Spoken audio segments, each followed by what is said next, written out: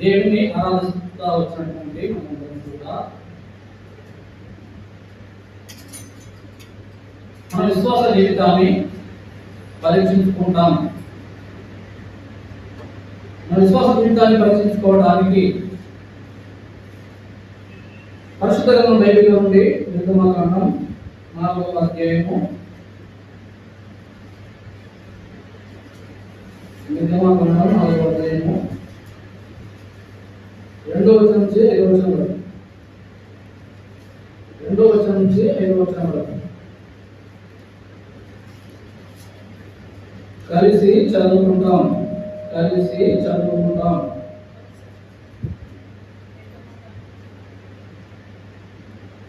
యెహోవా నీ చేతిలోని ఏమిటి అని అతను అడిగాడు. అందుకు కర్దాను. అప్పుడు ఆయన నేలను దాని పడవేయమని, అతడు దాన్ని నేల పడవేయగానే అది లాభమాయి మోషే దాని నుండి పారిపోయి. అప్పుడు యెహోవా నీ చెయ్యి చాపి దాని తోక పట్టుకోమనగా అతడు తన చెయ్యి చాపి దాన్ని పట్టుకోనగానే అది అతని చేతిలో కర్దాయి. ఆయన దాని చేత వారు తమ పితరుల దేవుడైన యెహోవా అనగా అబ్రహాము దేవుడు, ఇస్సాకు దేవుడు, యాకోబు దేవుడు నీకు ప్రత్యక్షమాయనని నమ్ముదనెను. కొరింథీయులకు రాసిన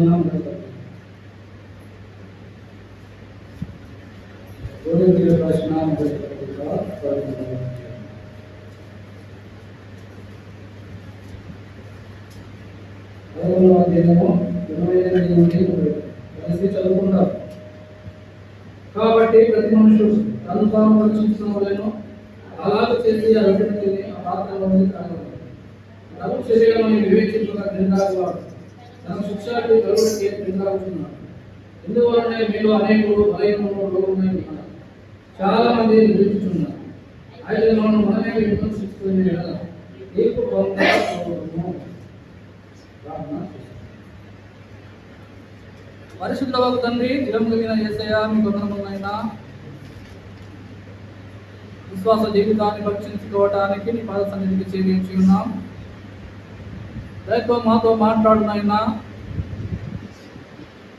ఎవరికి ఏ వాక్యము కావలసి ఉండెనో, ఎవరితోటి ఏమి మాట్లాడినై ఉన్నారో పరము నుండి వాక్యం బయలుపరుచునైనా మీకు వందనాలు. మా జీవితాలు ఆత్మీయంగా బలపడే విధంగా, ఈ లోకాన్ని జయించే విధంగా, ఈ లోకానికి వేరుగా జీవించే విధంగా మా జీవితాలు ఉండగలిగినట్టుగా సహాయం చేసి మహిమ పొందమని ప్రభువా, ఈ పాద సన్నిధిలో నిలిచి ఉన్న నన్ను ఈ ఆత్మతో ముద్రించమని, ఈ దయాసకరమైన మార్గంలో నుండి దూరపరిచి వాక్యానుసారంగా ఆత్మానుసారంగా వాడుకొని నామమునికి మహిమ తెచ్చుకున్నాను. వీరుననుగా తగ్గించుకుని వేడుకుంటున్నాను తండ్రి, ఆమేన్.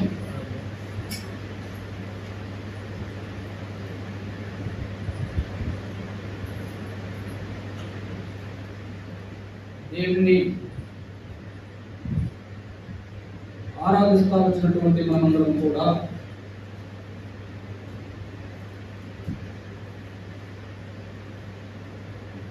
ఆరాధన అనేది ఒక పరీక్ష పేపర్ అయితే, ఈ హెచ్చరికలు అనేది ఆరాధన అనేటువంటి పరీక్ష పేపర్ ఎలాగ రాసినామో దేవుడు ఇక్కడ దిద్దుతున్నాడు. ఇది దిద్దుబాటు సమయము. మన ఆరాధన అనేటువంటి ఆ పేపర్ మనం ఎలా రాసినామో అందులో మనకు దేవుడు ఎన్ని మార్కులు వేస్తాడు. దేవుడు దిద్దుతున్నాడు. ఇక్కడ మన జీవితాలను దిద్దుతున్నాడు. దిద్దుబాటు సమయము. దేవుని బిడ్డలారా, నిజంగా మన విశ్వాస జీవితం ఏ విధంగా ఉన్నది? దేవుని యొక్క వాక్యం ద్వారా, వాక్యమైన అర్థం ద్వారా మనం చూసుకుంటున్నప్పుడు తప్పులెన్నో, ఒప్పులెన్నో, సత్యమెంతో, అసత్యమెంతో ఈ లోకంలో మనం ఎలా జీవిస్తున్నాం, ఎలా ప్రవర్తిస్తున్నాం, క్షుణ్ణంగా వాక్యముల ద్వారా దేవుడు మాట్లాడుతున్నప్పుడు మన జీవితాలకు ఆపాదించుకొని అన్వయించుకొని దేవుడు చెప్పినట్లుగా జీవించడమే విశ్వాస జీవితం. ఇక్కడ మోషే జీవితాన్ని చూసుకుంటున్నాం. మోషే జీవితాన్ని చూసుకుంటున్నాం. దేవుడు మోషేను ఏర్పాటు చేసుకొని పిలుచుకొని ఐగుప్తుకు పంపిస్తున్నటువంటి సందర్భంలో దేవుడు మోషేతో ఈ విధంగా మాట్లాడుతూ ఉన్నాడు.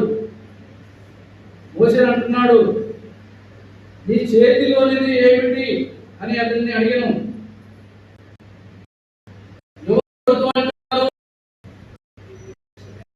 దేవుడు మోషేను అంటున్నాడు, ప్రశ్నిస్తున్నాడు, మోషే నీ చేతిలోనిది ఏమిటి, నీ చేతిలో ఏమి ఉన్నది అంటున్నాడు. మోషే స్థానంలో మనం ఉన్నట్లయితే, ఓ నా కుమార్తెలారా, ఓ నా కుమారులారా, మీ చేతిలో ఏమి ఉన్నది ప్రశ్నిస్తున్నాడు. మోషే అయితే జవాబు చెప్తా వచ్చినాడు, కర్ర అన్నాడు. చేతిలో ఏమిటంటే ఏమన్నాడు? కర్ర అన్నాడు. కర్ర అనగానే ఏమంటున్నాడు దేవుడు? చదవండి. అప్పుడు ఆయన నేలను దాన్ని పడవేయలను, అతడు దాన్ని నేల పడవేయగానే అది పామాయను. చాలు. ఈ చేతిలోది ఏమిటి అనగానే కర్ర అన్నాడు. దేవుడు ఆ కర్రను నేలన పడవేయమన్నాడు. ఎందుకన్నాడో తెలుసా? ఎందుకన్నాడు? ఆ కర్రలో జీవము లేదు, ఆ కర్రలో సత్తువ లేదు, అది వట్టిది. వట్టి కర్ర చెడగొట్టుకుంటే ఏం లాభము? కర్రలో జీవం ఉండాలి, కర్ర బలంగా ఉండాలి. ఆ కర్ర లోక సంబంధమైనటువంటి కర్ర, ఆ కర్ర సాతానుని కర్ర. ఈ లోకాన్ని పరిపాలిస్తున్నటువంటి, లోకాన్ని పరిగినటువంటి సాతానుడు ఆ కర్ర. అందుకే దేవుడు ఏమంటే, ఆ కర్ర వద్దయ్యా, లోకానుసారమైన వద్దు మోషే. ఇప్పుడు నువ్వు నా చేతిలోకి వచ్చావు, నా రెక్కల కిందికి వచ్చావు. నా రెక్కల కిందికి వచ్చిన తర్వాత, నా పిలుపును అందుకున్న తర్వాత నేను పంపిస్తా ఉన్నప్పుడు ఈ కర్ర అవసరపడదు. ఆ కర్ర ఏమిటనుకుంటున్నావయ్యా మోషే? నువ్వు కర్ర అనుకుంటున్నావు, చూడడానికి కర్రలాగా కనబడతా ఉన్నది. కానీ ఆ కర్ర ఒకసారి నేల పడేయి, ఆ కర్ర పడేయమన్నాడు. కర్ర పడవేయగానే అసలు రహస్యం బయటపడ్డాడు. ఆయన మోసే పట్టుకున్న కర్ర ఈ దినాలు ఏమిటంట? పాము, సాతానుడు. అది పామైనాది నిలబడేగానే. మోసే చేతిలో పాము ఉన్నదని తెలియదు ఇన్ని రోజులు. అందుకే ఒక దెబ్బతో ఐగుప్తుని చంపినాడు. ఒక దెబ్బతో ఐగుప్తుని చంపినాడు. కారణం ఏమిటంటే అది సాతాను క్రియలవి, అది సాతాను క్రియలు. ఇది పనికిరాదు మోషే, ఈ కర్ర పనికిరాదు. ఈ కర్ర ఏం చేస్తావో తెలుసా? నేల పడవి. అది ఏమైతుంది? పామైతుంది. ఆ పామును ఏం చేస్తావో తెలుసా? తోక పట్టుకొని గిరగిర తిప్పి బండకి పట్టు, దాని తల నలిగిపోతుంది. చాలా మంది పాములు ఏం చేస్తారు? నేరేక వాళ్ళు ఏమనుకుంటారు? తోక పట్టుకుంటారా? తోక పట్టుకుంటారా? తల పట్టుకుంటారు. తోక పట్టుకొని ఏం చేస్తారు? ఆనంతో తిప్పగలుగుతారు కొంతమంది. ఆనంతోనే పామును తిప్పి నిలబెట్టేవారు ఉంటారు. తోక పట్టుకోగానే మళ్ళీ ఏమైంది? కర్ర అయింది. దేవుడు అసలైన కర్ర ఇప్పుడు చేతికి వచ్చింది. దేవుడి కర్ర అది. చూడండి 20 4:20 నిర్గమన 4:20 మోషే తన భార్యను తన కుమారులను తీసుకొని గాడి మీద ఎక్కించుకొని ఐగుప్తులకు తిరిగి వెళ్ళను. మోషే దేవుని కర్రను తన చేత పట్టుకొని పోయాను. ఏ కర్ర చేత పట్టుకున్నాడు? ఎన్ని రోజులు ఏ కర్ర పట్టుకున్నాడు? సాతాను కర్ర. అది పాము. సాతాను పాము సదృశ్యము. దేవుని బిడ్డలారా, ఈ మాటలు మన జీవితాలకు ఆపాదించుకుంటే, ఈ మాటలు మన జీవితాలకు ఆపాదించుకుంటే మన చేతిలో ఏమున్నది? ఏమున్నది? ఏముంది చెప్పండి. మన చేతిలో ఏమున్నది? వాక్యం. బైబిల్ ఉన్నది. బైబిల్ లాగా కనబడుతుంది. ఇందులో దేవుని వాక్యం ఉన్నదన్నట్టుగా మనం చూస్తున్నాం. కానీ ఇందులో సత్యం ఎంత అసత్యం ఎంత ఎలా పాటిస్తున్నావు నువ్వు? చూడడానికి కర్రనే, మోసపట్టుకున్నది కర్రనే. కర్రలో ఏమి లేదు? జీవం లేదు, సత్వ లేదు. దాన్ని పడదేసినాడు, పామైంది. బైబిల్ను ఎప్పుడైనా నిర్లక్ష్యం చేసి నేల పడవేస్తివా, దువిడిలో పెట్టివా, చెక్కులో పెట్టివా, దుమ్ము బట్టి ధూళి బట్టి మళ్ళీ ఆదివారం వచ్చినప్పుడు ఎక్కడ పెట్టినారు? పిల్లల్ని ప్రశ్నిస్తేగా, అరే నా బైబిల్ లేదు, ఎడబెట్టాడా? ఆదివారం నాడు తెస్తే ఎడబెట్టావో ఏమో. మరి వారకాలం అంతా కూడా చదువుకోలేదా? బైబిల్ చదవలే. ఏం పట్టింది? ధూళి పట్టింది, దుమ్ము పట్టింది, ఎడేసినారో తెలియదు. ప్రయోజనంలో తెలియదు బిడ్డలారా. అది సైతాన్గా మారిపోతుంది. మోసే కథ కింద చేస్తే ఏమైపోయింది? బైబిల్ చదువుతున్నాను చదువుతావే కానీ ప్రయోజనం ఉండదు. జీవం లేని కర్ర, జీవం లేని వాక్యము పనిచేయదు. సాధారణ కూడా మాటలు చాలా వస్తాయి. బైబిల్ మాటలు. అలాగే నువ్వు సైతాను వచ్చినట్టు పలకవద్దు. నువ్వు దేవుని కుమారుడు అయితే ఆ పర్వతం మీద దూకు. దేవతలు ఎత్తి పట్టుకుంటారని దేవుని వాక్యాన్ని మాట్లాడతాడు సాధారణుడు. మనం కూడా అలాగే మాట్లాడితే ప్రయోజనం ఉండదు. సాధారణుడు మాట్లాడే మనం మాట్లాడే ఏ ప్రయోజనము? సాధారణుడికి మనకు తేడా ఉంది. సాధారణంగా మనకంటే ఒక పెప్సీ ఎక్కువనే, మనకంటే ఎవరైనా నిర్లక్ష్యంగా ఉన్నవారు, దేవునిలో నిర్లక్ష్యంగా ఉన్నవారు, దేవుని వాక్యాన్ని, దేవుని మందిరాన్ని అశ్రద్ధ చేసేవారు, నామకార్థ స్థితిలో చూసేటువంటి వారు సాధారణ కంటే చాలా తక్కువ. సాధారణ ఏమంటాడు తెలుసా? సర్వోన్నతుడైన దేవుని కుమారుడా అన్నాడు. ఆయన లేదా? ఆ మాట మనం ఎట్లా విన్నామా? అలకాల. సర్వోన్నతుడైన దేవుని కుమారుడా నాతో నీకేం పని? సర్వోన్నతుడైన దేవుని కుమారుడిని సంబోధిస్తూ ఆలోచిస్తూ ఉన్నాడు సాతానుడు. కానీ ఏం ప్రయోజనము? మన క్రియలు మంచిగా లేవు, మన జీవితం మంచిగా లేదు.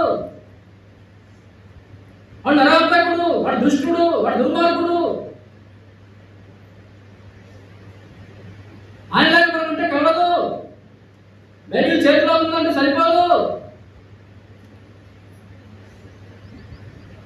మోసే చేతిలో ఉన్నది కర్రే. ఏ ప్రయోజనము?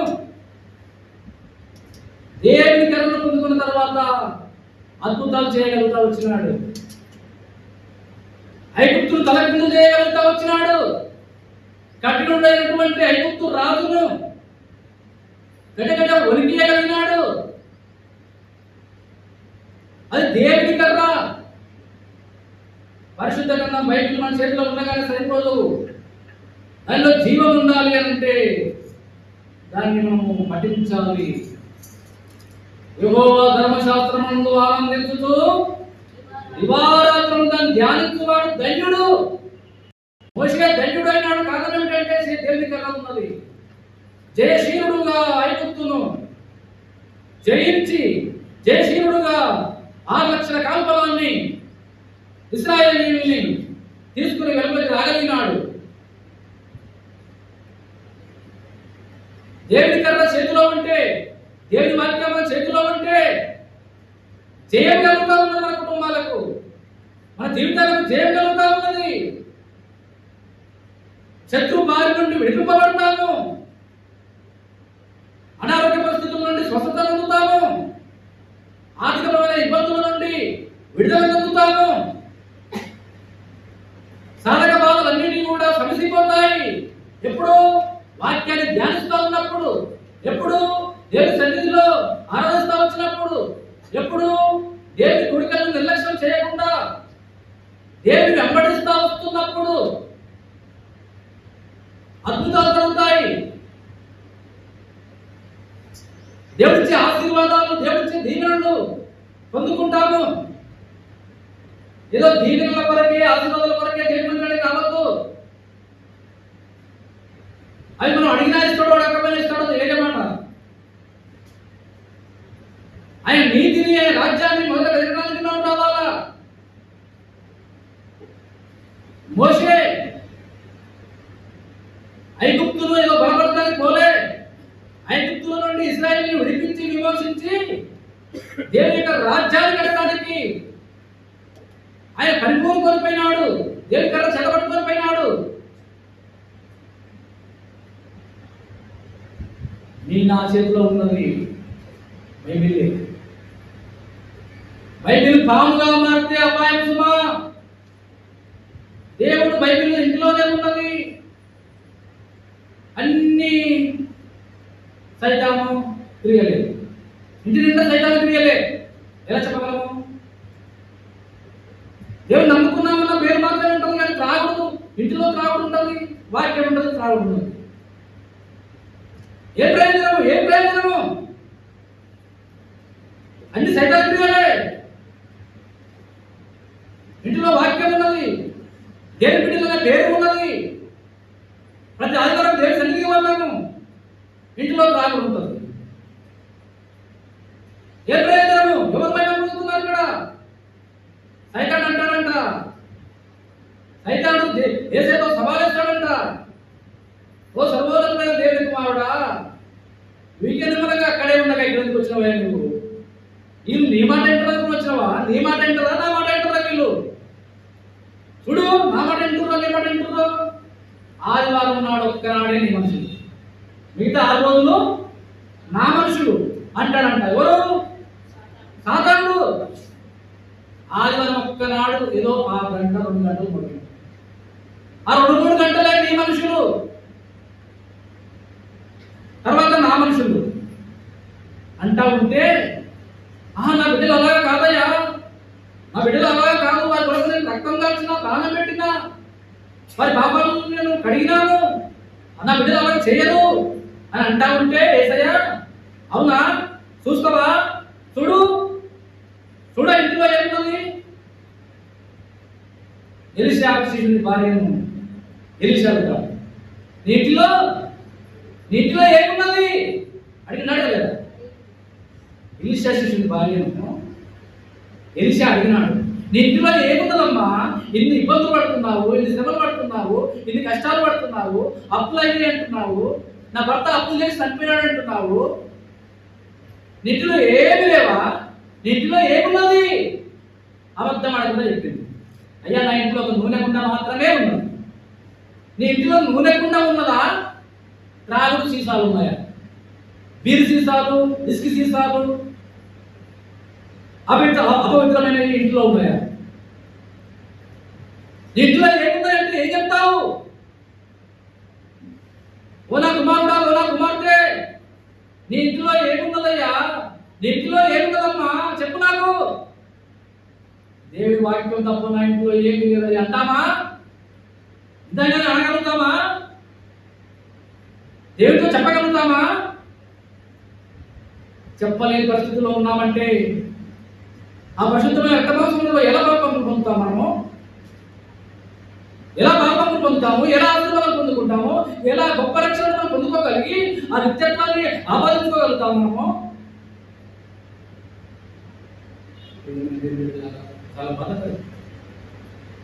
చాలా బాధకరం. ఇంటిలో దేవునికి అయిష్టమైనవి ఏమి కూడా ఉండవద్దు. ఇంటిలో బూతులు ఉండవద్దు. అమ్మా, నీ నోటి గుండా ఏమొస్తున్నది? నా నా కుమారుడా నీ నోటి గుండా ఏమొస్తున్నది, ఏ మాటలు వస్తున్నాయి? అయ్యా నా నోటి గుండా దేవుని మాటలు తప్ప, దేవుని ప్రేమతో ఉన్నటువంటి ఆ ప్రేమ వచనాలే తప్ప వేరే ఏమి రావయ్యా అని చెప్పగలుగుతామా? ఆదివారం నాడే దేవుని మాటలు వస్తాయి, కానీ ఇంటికి పోతే చాలు బూతులు వస్తావయ్యా. అందుకు ఎవరు మనిషివి? సాయంత్రం మనిషివా, నా మనిషివా అంటే ఏం చెప్తారు? ఏం చెప్తా ఉన్నారు?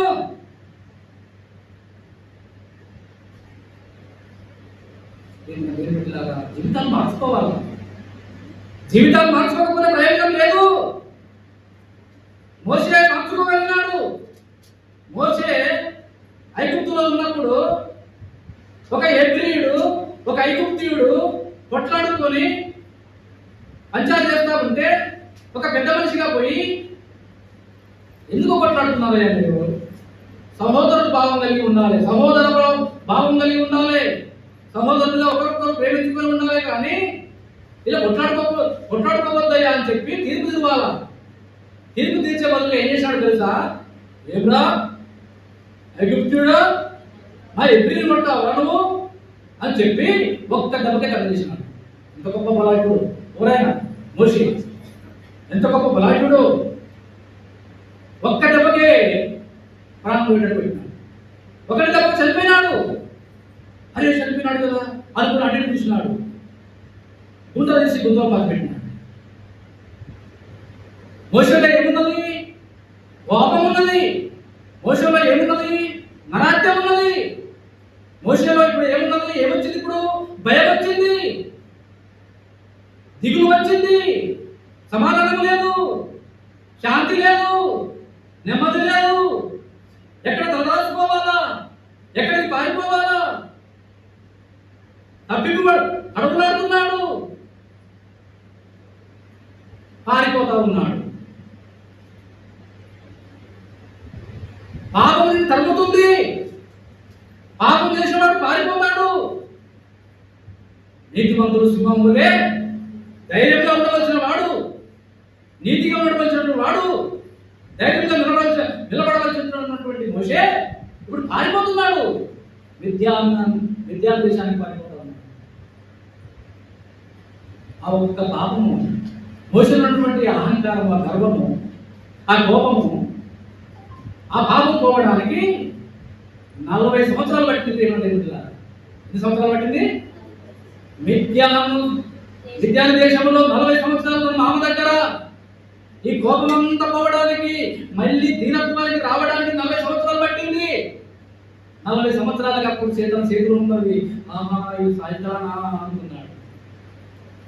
సైతానా అనుకొని దేవుడు పిలిచేంత వరకు ఉన్నది 40 కాదు, ఐగుప్తులో 40 సంవత్సరాలు, విద్యార్థులు 40 సంవత్సరాలు, 80 సంవత్సరాలు. 80 సంవత్సరాల కాలంలో దేవుడు తెలుసుకున్నాడు, ఐగుప్తు పంపించినాడు.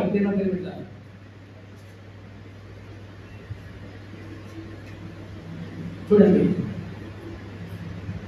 దేవుని కర్రను చేత పట్టుకొని అద్భుతాలు జరుగుతూ వచ్చినాయి. చిన్న పాపం పోవాలంటే ఆ మోషేకే 40 సంవత్సరాలు పట్టింది. మళ్ళీ మనము కల్వరి శివ రక్తంతో కడగబడినట్టు మనము మళ్ళీ పాపం చేస్తే మళ్ళీ నీ కొరకు వేసే రాడు. మళ్ళీ నీ కొరకు వేసే వచ్చి కల్వరి శివలో ప్రాణం పెట్టడిగా. రక్షణ కోల్పోవద్దు, రక్షణ కోల్పోవద్దు. తన క్రియలు జాగ్రత్త, తన ఇల్లు జాగ్రత్త, తన మాట జాగ్రత్త, తన చూపు జాగ్రత్త, తన తలంపు జాగ్రత్త. తలంపులలో కూడా పాపం చేస్తాం. ఎవరికి కనబడదు కదా, చూపుల ద్వారా కూడా పాపం చేస్తాం. అది ఎవరికి కనబడదు కదా, ఎవరు గ్రహించరు కదా. బయటికి కనబడేవి మహా అంటే చక్కబెట్టుకుంటాం మేము. ఎవరు చూడడం అయితే ఎవరు చూస్తలేదు కదా అని చెప్పి యథేచ్ఛగా పాపం చేస్తే ఎవరు చూస్తున్నారు? దేవుడు చూస్తున్నాడు. కాబట్టి దేవుని యొక్క పరిశుద్ధ రక్తమాంసంలో పాల్పంపుకొని మనం దేవుని కర్రను చెల్లపట్టుకోవాలి. దేవుని కర్రను చెల్లపట్టుకోవాలి. కర్ర వట్టిగా ఉండవద్దు, కర్ర చిగిరించేదిగా ఉండాలి. చూడండి మాట సంఖ్యాకాండం 17:7. సంఖ్యాకాండం ఆ కర్ర జీవమైనదిగా ఉండాలి. మోషే మీద తిరుగుబాటు చేస్తూ వచ్చినారు ఇశ్రాయేలు పెద్దలు. ఏమయ్యా నువ్వే గొప్పవారివా? మోషే వారి కర్రలను సాక్ష్య గుడారంలో యెహోవా సన్నిధిని ఉంచెను. మరునాడు మోషే సాక్ష్య గుడారంలోకి వెళ్ళి చూడగా లేవి కుటుంబమైన అహరోను కర్ర చిగిర్చి ఉండెను. చిగిర్చి పువ్వులు పూసి బాదము పండ్లు గలదాయను, అనగా ఫలభరితమైన మంచి ఫలాన్నిచ్చేదిగా ఉంటున్నది. అది దేవుని కర్ర, అది పుష్పించే కర్ర, అది చిగిరించే కర్ర, అది ఫలాలనిచ్చే కర్ర. అది మంచి ఫలాలు మన కుటుంబంలో దొరకాలంటే, మంచి ఫలాలను మనం ఏదైతే అందించాలి అంటే ఫలభరితమైన కుటుంబాలు కలిగి ఉండాలి. ఎప్పుడు ఇబ్బందులే, ఎప్పుడు సమస్యలే, ఎప్పుడు ఏటుపోట్లే. భార్య భర్తలకు నెమ్మది ఉండదు, భార్య భర్తలకు సమాధానం ఉండదు. ఒకవేళ అత్త కోడలు ఉంటే ఆ కోడలు ఉన్న ఇంటిలో కూడా సమాధానం ఉండదు. ఎప్పుడు సిగాకే. కారణం ఏమిటంటే దేవుని కర్ర లేని కారణాన్ని బట్టి, దేవుని వాక్యం లేని కారణాన్ని బట్టి, దేవుని వాక్యం లేని కారణాన్ని బట్టి కుటుంబం శీఘ్రమైపోతా ఉన్నది. దేవుని దేవుడి ద్వారా అహరోను కర్ర చిగురిస్తా వస్తున్నది. ఏ సమయంలో? ఆ సందర్భం ఏమిటి అని అంటే, ఐగుప్తు నుంచి బయలుదేరినటువంటి ఇశ్రాయేలీయులు మోషే మీద తిరుగుబాటు చేస్తున్నారు. ఏమయ్యా నువ్వు అంతమనవాడివా? మమ్మల్ని అందరినీ నాకైతే చెప్పడానికి వద్దంటుంటే అక్కడికి తీసుకొచ్చినావు, ఆకలి చంపుతున్నావు, దాహాన్ని చంపుతున్నావు. ఆ ఐగుప్తులో ఉన్నటువంటి ఏం కాయలవి? సోరకాయలు, బీరకాయలు, కాకరకాయలు, దోసకాయలు, చేపలు, అవన్నీ మాకు లేవు అని చెప్పి మోసే మీద తిరుగుబాటు చేస్తారు. నువ్వు ఒకటే పెత్తనం చేయాలా, నేను పెత్తనం చేయకూడదా అని తిరుగుబాటు చేస్తా వచ్చినప్పుడు ఈ వ్యాజ్యము మోసే దేవుని కూడా పెట్టినాడు. అయ్యా ఈ 12 గోత్రాల వారు నా మీద తిరుగుబాటు చేస్తున్నారు, నువ్వే పెత్తనం చేయాలా అంటున్నారు. మేమెందుకు చేయకూడదు అంటున్నారయ్యా అంటే దేవుడు చెప్పినాడు, నీ మీద సరగకుండా ఉండాలంటే, నీ మీద తిరుగుబాటు చేయకుండా ఉండాలంటే వారెంత సత్యవంతులో నీవెంత సత్యవంతులో నీ తేలిపోవాలంటే 12 గోత్రాల కర్రలు తీసుకొని రండి. గోత్రానికి ఒక కర్ర, 12 గోత్రాల కర్రలు తీసుకొని వచ్చి దేవుని యొక్క పరిశుద్ధ మందిరంలో పెట్టినట్టయితే, అతి పరిశుద్ధ స్థలంలో పెట్టినట్టయితే తెల్లవారిసరికి ఎవరి కర్ర స్వీకరిస్తుందో వాళ్ళే దేవుని పిలుపు అందుకునే వాళ్ళు, వాళ్ళే ఇశ్రాయేలు సమాజాన్ని నడిపించే వాళ్ళు అవుతారని చెప్పి ఆ కర్రలను తీసుకొని పోయి అతి పరిశుద్ధ స్థలంలో ఉంచుతా వచ్చినప్పుడు ఎవరి కర్ర స్వీకరించింది? అహరోను కర్ర స్వీకరిస్తా వచ్చింది. అహరోను అంటే లేవి గోత్రాల వారిని కర్ర స్వీకరిస్తా వచ్చింది. మిగతా వాళ్ళంతా అరే మనలో సత్యం లేదురా, అనవసరంగా మనం తిరుగుబాటు చేసినాంరా, మనలో ఏదో పాపం ఉందిరా, అనవసరంగా మోసి మీద తిరుగుబాటు చేసాంరా. ఈ మాట జీవితాలు కాపాడించుకుంటే సేవకుని మీద తిరుగుబాటు చేయవద్దు, నువ్వేనా గొప్పగా అనవద్దు, నువ్వేనా అనవద్దు. తీర్పు తీసేవాడు దేవుడు ఉన్నాడు. సేవకుందే తప్పైతే, నడిపించేవాడి తప్పైతే తీర్పు తీసేవాడు దేవుడు ఉన్నాడు. తీర్పు తీసవద్దు. ఇక్కడ 12 గోత్రాల వారు ఏకధాటిగా తిరుగుబాటు చేస్తా వచ్చినప్పుడు దేవుడు చెంప పెళ్ళి అన్నట్టుగా వారి కర్రలు చికిత్సలేదు. అప్పుడు మౌనమై ఉన్నాడు. దేవుడిలా మన చేతిలో ఏ కర్ర ఉన్నది? మరి చికిత్స కర్ర ఉన్నదా? అనగా వాక్యం ఉన్నదా? వాక్యాన్ని నిరంతరం చేయవద్దు. వాక్యమే అది పాటిస్తేనే వాక్యం, హృదయంలో ఉంటేనే వాక్యం. వాక్యాన్ని నిర్లక్ష్యం చేస్తే వాక్యం కాకుండా పోతుంది. అది పని చేయదు, అది నెమ్మది చేయదు, నేను బతికించదు. సైతాను కూడా వాడినాడు, ఏం ప్రయోజనము? సైతాను కూడా కంటతావచ్చు, వాక్యాలు అన్ని తెలుసు వానికి, కానీ ఏం ప్రయోజనము? క్రియారూపేణ వాక్యాన్ని మనము వెంబడించాలి. వాక్యము మనం బ్రతికిస్తూ ఉన్నది, మనం నడిపిస్తూ ఉన్నది. నడిపించే వాక్యం, బ్రతికించే వాక్యం, పోషించే వాక్యం, జీవింపజేసే వాక్యం. వాక్యం జీవంతో ఉండాలి. జీవంతో ఉంటే మన కుటుంబాలు పుష్పిస్తాయి, చిగురిస్తాయి. మన కుటుంబాలు చిగురిస్తాయి అంటే మునుపు అలాగే ఉన్నాం, ఈ సంవత్సరం ఒకలాగా ఉన్నాం. ఏ విధంగా ఆత్మీయ స్థితిలో మునుపటిలాగే సంవత్సరం లేవు. మునుపు కనీసము ఆరాధన సక్రమంగా చేయలేకపోయినాము. ఈ సంవత్సరము గంటాపదముగా ఆరాధన చేస్తున్నావు అంటే నీలో మార్పు వచ్చింది. విశ్వాస జీవితంలో బలపడుతున్నామని అర్థం. ఆత్మీయ వ్యక్తులు ఒకటిగా ఎక్కుతున్నామని అర్థం. మునుపు కొన్ని దురలవాట్లు ఉండే క్రమక్రమేణా యేసయ్య మనల్ని విడిపించి విమోచించి నాకు మనడా ఈ పని చేయవద్దు అని చెప్పి నన్ను చక్కబెట్టుతా వచ్చినప్పుడు మనం ఆత్మీయ స్థితిలో ఎదుగుతూ ఉన్న కొద్దీ ఆత్మీయ వ్యక్తి వారంగా ఉంటాం. మనం పుష్పిస్తున్నాం, చిగురిస్తున్నాం. ఆత్మీయ స్థితి ఆహ్లాదకరంలాగా చిగురించేదిగా ఉండాలి. చిగురించడమే కాదు, అది పువ్వులు పూసేదిగా ఉండాలి. పువ్వులు పూసేది కాదు, కాత కాసేదిగా ఉండాలి. ఏం కాత కాసేది? ఆత్మ పండుగ. మన కుటుంబంలో ఫలాలు ఉన్నాయా? ఆ ఫలాలు అంటే ఏ ఫలాలు? ఆత్మ ఫలాలు కింద చెప్పగలరా? ఆ ఆత్మ ఫలాలు కుటుంబంలో ఉన్నాయా? చదవండి ఆత్మ ఫలాలు. గలతీ 5:20 చదవండి. గలతీ 5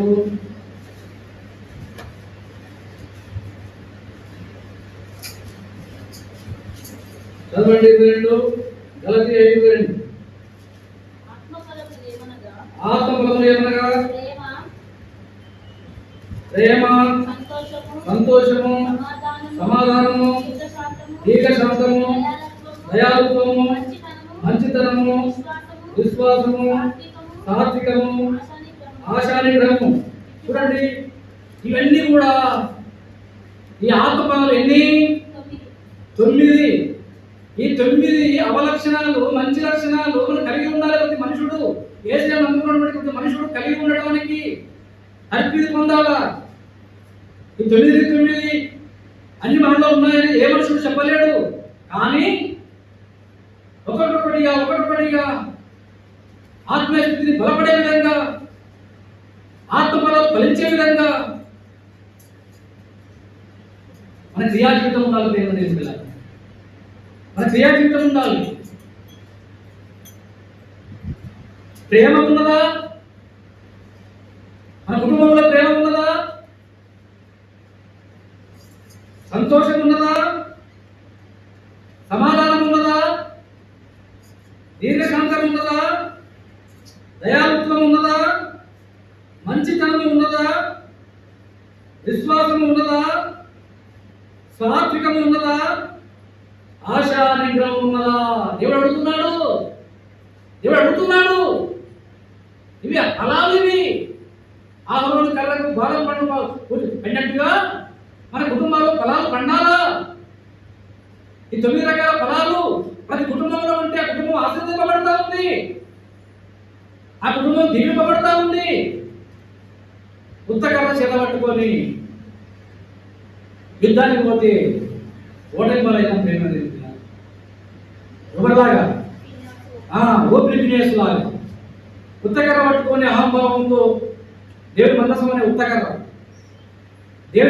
ఉత్తకర్ర పట్టుకొని కేకలు వేసి, ఓ ఫిలిష్తీయులారా ఎవరుకుంటున్నారు రండి, ఎన్ని రోజులు మా దగ్గర కర్ర లేదు అంటే మందసం లేదు, ఇప్పుడు మందసం వచ్చింది, ఒక్క దెబ్బకు మిమ్మల్ని చంపేస్తాం రండిగా అని సవాలు ఇస్తుంటా ఉంటే, మరి ఆ మందసము అంటే ఆ దేవుడు హృదయంలో ఉన్నాడా బయట ఉన్నాడు? బయట ఉన్నాడు. బయట ఉండడం నేలగా ఉన్నాడు, హృదయంలో లేడు. మోషే కర్ర నిలబడేస్తే ఏమైంది? పామైంది. ఆ మందసం ఉట్టిగా ఉంటే ఏ ప్రయోజనము? దేవుని వాక్యం ఇంట్లో బయట ఉన్నది ఏ ప్రయోజనము? గోడలకు రాసుకున్నాము ఏ ప్రయోజనము? ఇంటి చుట్టూ రాసుకున్నాము. ప్రయోజనము లేని భక్తి చేయవద్దు, ప్రేమ లేదు. ఫిలిస్తీన్లు రాలే వచ్చినారు, దెబ్బ ఒకరు చంపేసినారు, ఇశ్రాయేలీయులు చనిపోయినారు. మరి ఏం చేసింది మందసం? మందసం కాపాడలేదే. ఎందుకు కాపాడలే? మందసము ఒక విగ్రహంగా చూసినారు తప్ప హృదయంలో దేవుడు లేడు. ఫినెహాసు ఒబ్దినేసులో దేవుడు హృదయంలో లేడు. హృదయంలో ఏమున్నది? పాపం ఉన్నది. పాపం యథేచ్ఛగా ఉన్న కారణాన్ని బట్టి ఓటమి పాలు కావడమే కాదు, మరణాన్ని చూస్తూ వచ్చిన ప్రేమ దేవుడు. బుద్ధికల చదవద్దు. కర్ర ఉంటేనే, కర్రకు ఏముండాలి? వాక్యం ఉండాలి. కర్రకు వాక్యం ఉండాలి. అది ఎంత గొప్ప మానైనా తెలియపోతుంది. వాక్యం అనేది కట్ట ఉండాలి. ఎలీషా శిష్యులు యోర్దాను నది దగ్గర పోయినారు. ఎందుకు పోయినారు తెలుసా? ఎందుకు పోయినారు? రాను అయ్యా, మనకున్న ఇల్లు ఎక్కువగా ఉన్నది, మనకున్న స్థలము ఎక్కువగా ఉన్నది, విశాలమైనటువంటి ఇల్లు కట్టుకోవాలంటే కొన్ని మ్రాణులు కొట్టుకొని యోర్దానుకి పోయి కొన్ని మ్రాణులు కొట్టి నరికి తెచ్చి విశాలమైన ఇల్లు తెలుసుకుందామని చెప్పి పోయినారు. నరుకుతా ఉన్నారు, మార్పులు నరుకుతా ఉన్నారు. ఒకడు మాను నరుకుతా ఉంటే గొడ్డలి ఊసి ఏం చేసింది? ఎలా పడదు? యోర్దానులో పడదు, నీటిలో పడదు. చేతిలో ఏముంది? ఇప్పుడు ఏముంది? మరి గొడవలు వెళ్ళిపోయా. ఈ కర్రతో ఏం చేస్తాడు? ఇప్పుడు మాను నరుకుతాడా? చెబుతుందా? పని జరుగుతుందా? ప్రయోజనం లేదు. వృత్తి కర్ర ఉన్నది చేతిలో, నువ్వే పని చేయలేవు, అద్భుతాలు చేయలేవు. ఒకవేళ మన చేతిలో బైబిల్ ఉన్నది కానీ ఆత్మకు అర్థం లేదేమో, దేవుని ఆత్మ లేదేమో మన మీద, దేవుని ఆత్మ లేదేమో, చదువు వరకు చదువుతున్నామో గ్రహిస్తలేదేమో, చూసిన వరకు చూస్తున్నావు కానక ఉన్నావేమో, ఆరాధిస్తా వచ్చినావు కానీ హృదయం నాకు, నోటితో ఆరాధన చేస్తున్నారు కానీ నీ హృదయం నాకు దూరంగా ఉందంటున్నాడు దేవుడు. మరి ఆరాధిస్తే ఏం లాభం? దేవుడికి హృదయం కావాలి కదా, విరిగిన హృదయార్పణ కావాలన్నాడు కదా. ఆ విరిగిన హృదయార్పణే మన దగ్గర లేకపోతే ఆరాధన యథేచ్ఛగా చేసి, ఇతరులను ఆకట్టుకున్నట్టుగా చేసి, ఇతరుల యొక్క వ్యక్తిగతాలు పొందుకునేలాగా చేసి, వాళ్ళ సహోదరి ఎంత మంచి ఆరాధన చేస్తుంది, వాళ్ళ సహోదరుడు ఎంత మంచి ఆరాధన చేస్తాడో అనిపించుకొని ఆర్భాటంతో ఉంటే ప్రయోజనం లేదు.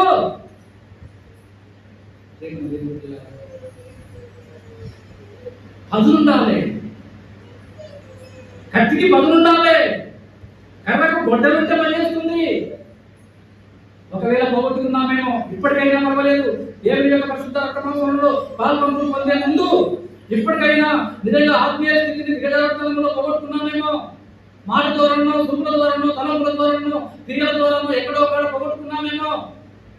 పోగొట్టుకున్నా పర్వాలేదు, దేవుడు అంటున్నాడు, ఓ నా కుమారుడా, ఓ నా కుమార్తె, నువ్వు నా దగ్గరికి వచ్చి అది ఎక్కడ పోగొట్టుకున్నావో ఆ పడి ఉన్న స్థలాన్ని మీరు వెతికి నాకు బలపెట్టు. ఎలీషా శిష్యుని దేవుడు అన్నాడు. ఎలీషా శిష్యుని ఎలీషా అన్నాడు, ఏమయ్యా నా ఎలినవాడా, గొడ్డలు నీటిలో పడ్డది నేను మొదలెడితే అది ఎక్కడ పడుతుందో దేవుడు కదా, ఎక్కడ పడుతున్నాడో దేవుడు తెలియదా, ఎక్కడ పోయిందో గొడ్డలు ఎక్కడ పడుతుందో దేవుడు తెలియదా? తెలుసా? దేవుడికి మరి ఎందుకు అడిగిండు? ఎందుకు అడిగిండు? తెలిసి ఉంటే మనం ఎక్కడ పాపం చేసినామో, ఎక్కడ పొరపడ్డామో, ఎక్కడ తప్పు చేసినామో తెలుసుకో. నీ నోటితో చెప్పిస్తాడు దేవుడు, నా నోటితో చెప్పిస్తాడు. అడిగితే ఎక్కడ పడుతున్నావా అంటే, అయ్యా ఇదే ప్లేస్ లో పడ్డది అయ్యా, ఇగో ఇక్కడే చూపిస్తా వచ్చిన. ఒక కొమ్మ నరికి అక్కడ వేయగానే గొడ్డలి తేలి వచ్చింది. ఇనుము తేలుతుందా? మనకు అసాధ్యమే, దేవుడికి సాధ్యపడింది. ఆయన దేవుడు కనుక అది సాధ్యపడింది. గొడ్డలి తేలుతా వచ్చింది, ఆ కొమ్మకు అంటుకుంటా వచ్చింది. ఆ కొమ్మ ఏ కొమ్మ తెలుసా? ఏం కొమ్మది? ఏం కొమ్మ? వాక్యంలో చెప్పండి, ఏం కొమ్మది? ఫలించడి కొమ్మ. యోసేపు ఫలించడి కొమ్మ. యోసేపు ఫలించడి కొమ్మ. అది ఫలవంతమైన కొమ్మ, అది ఫలాన్నిచ్చే కొమ్మ, అది వాక్య ఖడ్గం ఇచ్చే కొమ్మ. ఆ కొమ్మలో వాక్య ఖడ్గం వచ్చింది. కొమ్మలో ఏమున్నది? ఇప్పుడు గొడ్డలి ఉన్నది. నిజంగా మనం ఈ విధంగా ఉన్నాం. పోగొట్టుకున్న దాన్ని దేవాడుకుంటున్నామా? దేవుని మీద మొదలుపెడుతున్నామా? ప్రభా, ఫలాల విషయంలో నేను తప్పుదారి మాట్లాడుతున్నా, ఏదైనా చెల్లించు. ఫలాల విషయంలో నా సూపుల ద్వారా నేను పాపం చేస్తా వచ్చినా, ఏదైనా చెల్లించు.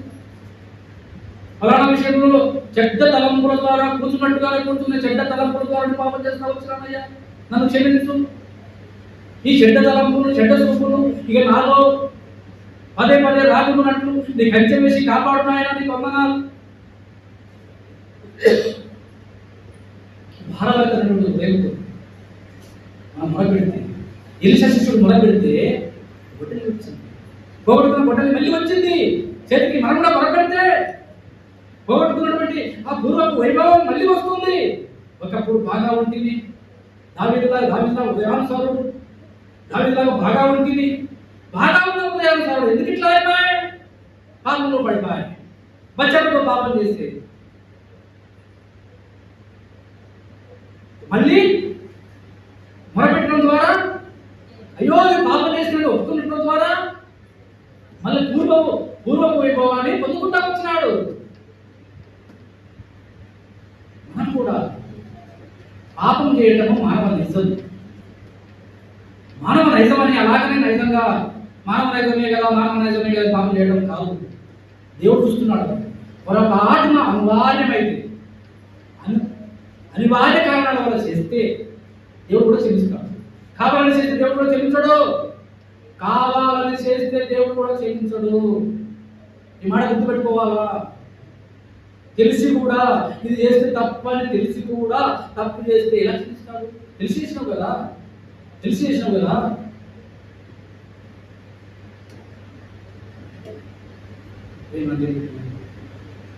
తెలిసి చేసిన దానికి అంత సునాయాసంగా మొదలుపెట్టాలి.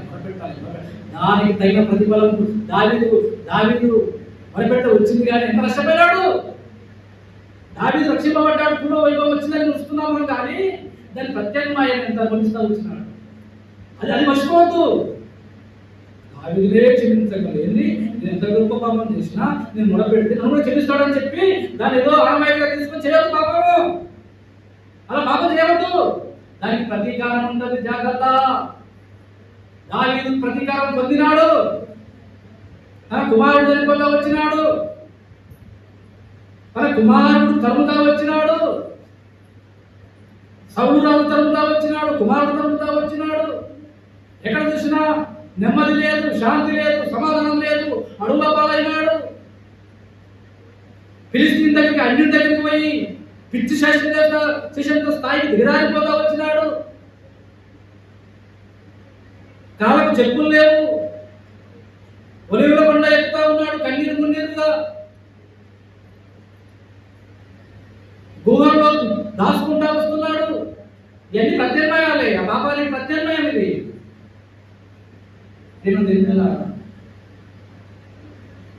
క్షమిస్తాడు, కానీ ప్రత్యామ్నాయం తప్పదు. అలాంటి పని చేయవద్దు మనం అని చెప్పి దేవుని వాక్యం శ్రమిస్తాము. దేవుని నిజంగా మన చేతిలో ఉన్నది దేవుడు అడుగుతున్నాడు. నా కుమారులారా, నా కుమార్తెలారా, నీ చేతిలో ఏమున్నది? నీ ఇంటిలో ఏమున్నది? నీ మనసులో ఏమున్నది అంటున్నాడు దేవుడు. నీ మనసులో ఏమున్నది? మనసులో ఉన్న మాట చెప్పు. దేవుడు అంటున్నాడు. వాక్యం వింటున్నాము కానీ గ్రహించడం లేదు. వాక్యం విని గ్రహించలేకపోయిన కారణాన్ని బట్టి మనం తోకగానే మిగిలి ఉంటున్నాము తప్ప తలగా ఉండలేము, అనగా ఆశీర్వాదాలకు పాత్రలు ఉండలేము. గ్రహిస్తున్నామా? నిజంగా మనము గ్రహిస్తున్నామా? ఎందుకు ఇలాంటి అసలు అన్ని అనారోగ్య పరిస్థితులే, అన్ని ఇబ్బందులే, అన్ని కొరతలే, అన్ని ఎందుకు ఇలాగే వస్తున్నాయి? దేవుడు ఆశీర్వాదకరంగా ఉండాలి కదా.